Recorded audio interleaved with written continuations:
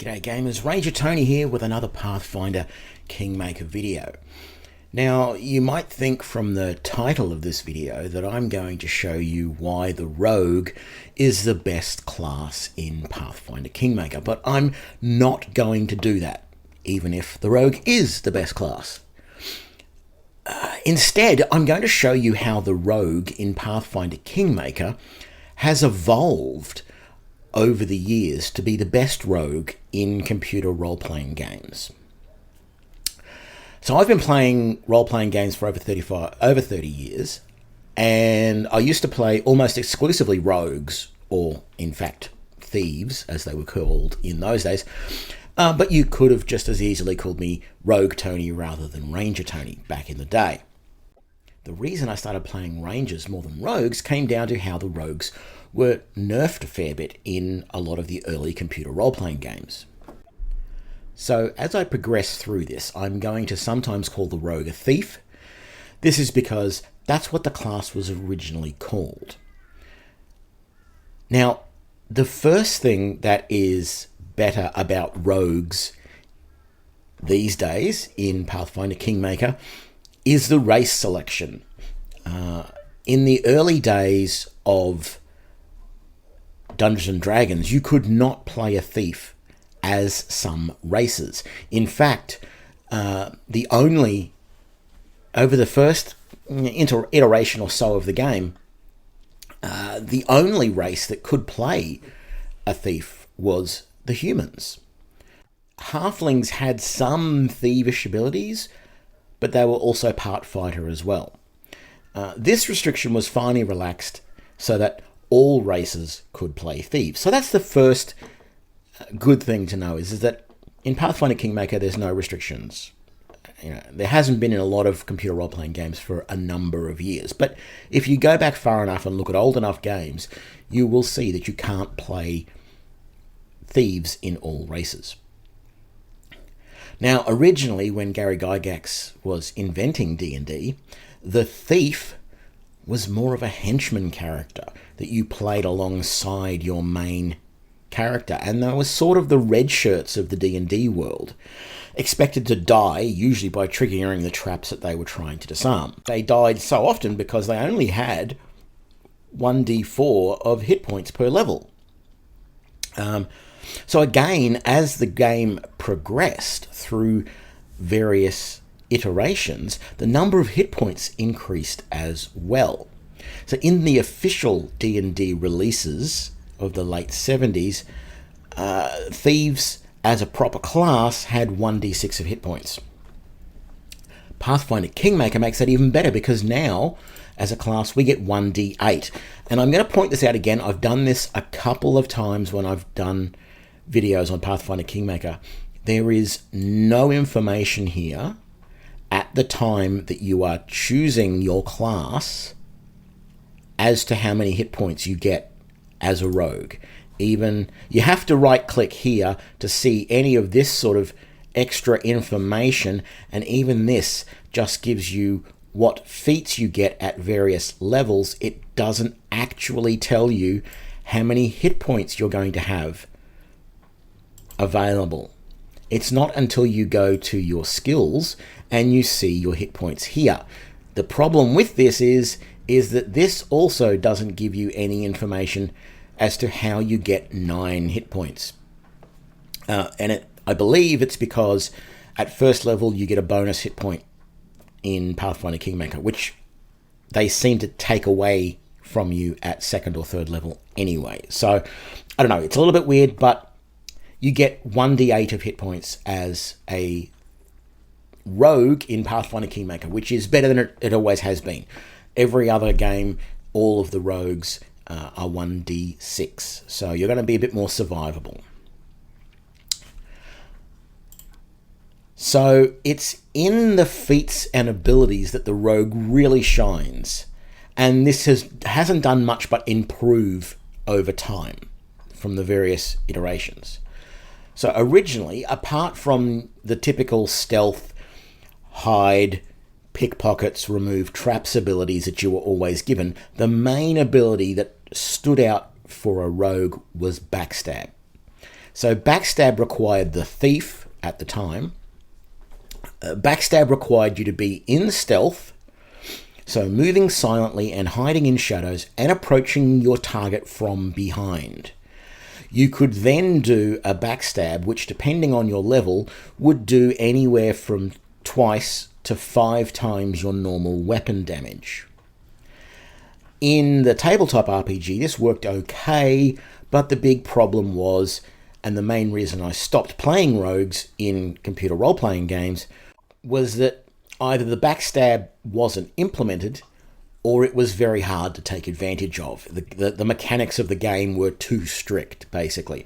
Where when you're playing tabletop, your DM would, because it's a story and they want the game to go well, they're always fairly flexible as to how successful you are at sneaking and getting into position to do a backstab, because they want you to at least, take a chance, because you could still miss. So, most DMs were pretty relaxed in letting you get into position to do a backstab unless it was a situation where it was almost impossible. But computer role-playing games, because they have to be written in a computer language and that is very precise, it made it very hard to technically get into the position to do a backstab. So it effectively nerfed the rogue/thief. Ultimately, this meant that in the early computer role-playing games, the thief wasn't much more than someone who picked locks and disarmed traps, and that was it. If you had them in combat, you had them in the back line, and they generally used missile weapons because of their high dex, or reach weapons, pole arms, things like that. And often they would have an ability to be able to attack through the lines. If the game some games would set things up so you had a definite front line and back line, and often the thief/rogue had an ability to get through that. But often the backstab just wasn't possible. Now, the sneak attack, which was introduced in Dungeons & Dragons version 3, essentially it's way overpowered. But in a way, that's why I like it. You still have to get an opponent to be flat-footed in some ways, but that just takes a little bit of work. Now, to speak more on the sneak attack ability, it's actually a really strange ability, because when you look at it, and we've got the details right here, so let's have a look. When you catch an opponent, when they are unable to defend themselves effectively from attack, you can strike a vital spot for extra damage. Now, this sounds very much like something that every decent warrior would be trained to do. So this is something I believe that maybe not called a sneak attack, and there is the skill that you can get, the teamwork feat called precise strike, and I just think that that's something that a lot of characters should just have. It should be a skill that they can use because they know how to exploit openings in their opponent's defenses. But anyway, enough of that. Sneak attack is a nice ability, and it wasn't something you had until D&D 3, and once you did, it's very powerful. You just have to be flanking your opponent, and you have to, or you have to have them in a situation where their dexterity bonus doesn't apply. Now, that would depend on the game that you are playing. So if we're looking back at some games that use the D&D 3 rule mechanics, like the Neverwinter Nights game, in there you had to use the knockdown ability. The problem there was that knockdown was a skill that was limited to your strength. So you had to have a reasonably high strength to be able to do the knockdown feat. Once you had the knockdown successful, then you would be able to do a sneak attack. Or you just have to make sure that you're always attacking the same opponent as someone else, and that they have the opponent's attention, so that they're the one that the opponent is primarily attacking. If that's the case, then you are considered to be flanking, and you can get your sneak attack off. So it meant a little bit of work, but if you wanted to put your opponent in a position where you could sneak attack, you had to use knockdown. Now, in Pathfinder Kingmaker, knockdown doesn't exist, but you have the equivalent, which is trip. The good thing is that even though trip itself is initially a strength-based one, there is a follow-on feat that you can get which allows you to use your dex to trip rather than your strength. So that's really good. In Neverwinter Nights, for example, you had to still have some decent amount of strength on your rogue to be able to use that knockdown effectively. So then another feat that is useful for rogues is weapon finesse. With the introduction of weapon finesse again in Dungeons & Dragons version 3, you could build a rogue with minimal strength and still be useful because you would be using your dex as your attack modifier, not your strength. So before that, you had to balance the strength and dexterity because without strength you couldn't hit much, and without dex you'd have very low armor class, and so you'd be clobbered all the time. You'd be so fragile in combat that you'd be getting hit and you'd be dying very easily. Weapons finesse meant that you could reduce your strength and still hit. Now, unfortunately, it wouldn't affect the damage modifier of your weapons. So you either had to put minimal strength into your character to get a damage modifier to do a little bit more damage, or you just had to say, as a rogue, I don't care about doing the extra damage, I just want to hit as often as possible. And that's often what the sort of compromise you'd have to make. But in Pathfinder Kingmaker, you do have feats that allow you to use your dex for your damage as well. So this makes the rogue in Pathfinder Kingmaker very, very effective as a melee combatant because you can put all of your points into dex, giving you a really good armor class so that you're not hit as often, and you can hit with your weapon a lot more because if you're using a finesse weapon, you're using your dex as your hit rather than your strength. And then once you get the feats that allow you to add your dex modifier onto damage as well, you're doing that little bit of extra damage, and so you don't have to put any points into strength if you don't want to. And that becomes really powerful. The other thing that you're getting as a rogue in Pathfinder Kingmaker are these rogue talents, and they're really useful as well. The talents themselves are not necessarily useful, but it gives you a lot of freedom to make choices as to what you're going to do. So normally at levels 1, at all the odd numbered levels, you get the ability to choose a standard feat.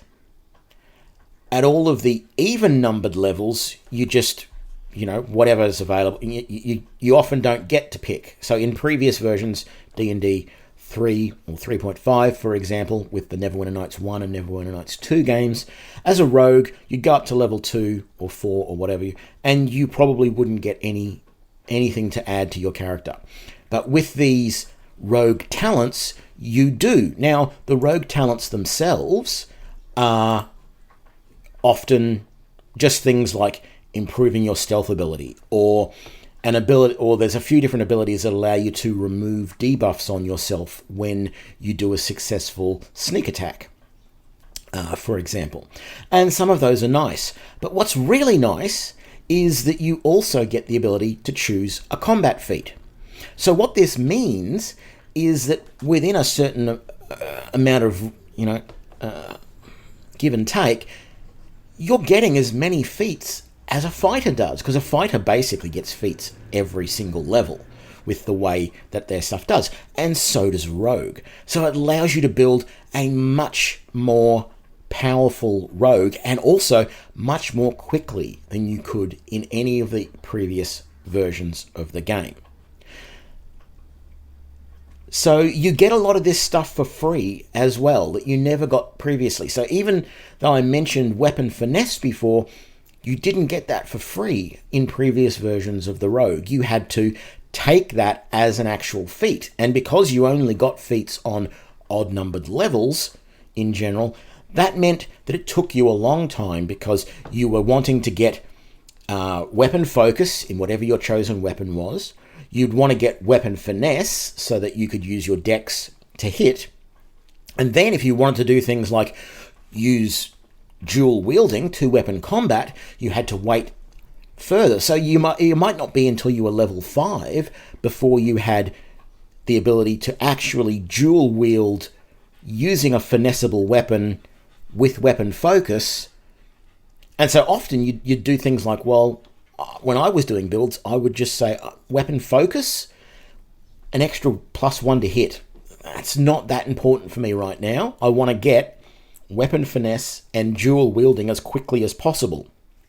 So I would often do things like take dual wielding first and then take weapon finesse at level 3 or what have you. But you get so much stuff here as a rogue in Pathfinder Kingmaker so quickly and so easily. So you get a good selection of weapons. You get weapon finesse straight away without having to spend any points on it. You get a good progression of sneak attack, 1d6 per level. And you then, you get the evasion skill without having to take it. And you get these rogue talents at every even level. Now, and then finesse training. So you basically get what is weapon focus this is the finesse training is for free. You get the ability to add your dex to your damage modifier as well. So you don't even have to take, even though there are feats that allow you to do it, you don't even have to take them. You get that for free for 3 weapons as you progress, because you get 1 at 3rd level, 1 at 11th level, and 1 at 19th, right? And then you get a couple of other little things that make it easy for you to sense danger, and a better version of the dodge ability. So there's so much stuff here that you're getting as a rogue that you had to spend points on. So what it allows you to do is either customize your rogue even more than you could before, or get a lot of those abilities that you want for combat really, really quickly, and then start adding interesting things like teamwork feats, things that'll help you do extra damage, all of those types of things. And then I haven't even mentioned the debilitating injury that you get at 4th level, which is something that you never had before either. And that is when you do a successful sneak attack, you can put a debuff on your opponent. You can make them either bewildered, which lowers their armor class. They can be disoriented, which gives them a penalty to their attacks. You can make them hampered, which reduces their movement speed. And there's another one which I think affects their strength. There's just the 3. So much stuff that you get as a rogue in Pathfinder Kingmaker that you just never got before. So I hope this has been useful in letting you know just how good the rogue actually is and how quickly you can get up and running with a rogue character. Now, depending on the archetypes that you choose will depend on, what other skills you're going to get. But in general, the rogue has never been as good as it is in Pathfinder Kingmaker. You can play as any race. You get more hit points than you used to. You get a whole bunch of stuff that you never used to get. You get it all for free. And you can build a character which can survive much longer, and they progress a lot quicker and a lot easier. So it's an absolutely wonderful character to play in Pathfinder Kingmaker. I hope you enjoyed this video. Check out my other videos on rogue builds, and I've got a small playthrough that I've done of the first chapter as a group of rogues. I'm also going to do Beneath the Stolen Lands as an all-rogue party and be playing that through and see how far I can get. So I hope you enjoyed this video. If you did, please give me a like and share it with your friends. Make sure you subscribe to keep up to date with all the latest videos, and I will see you on the next one. Thanks a lot. Bye.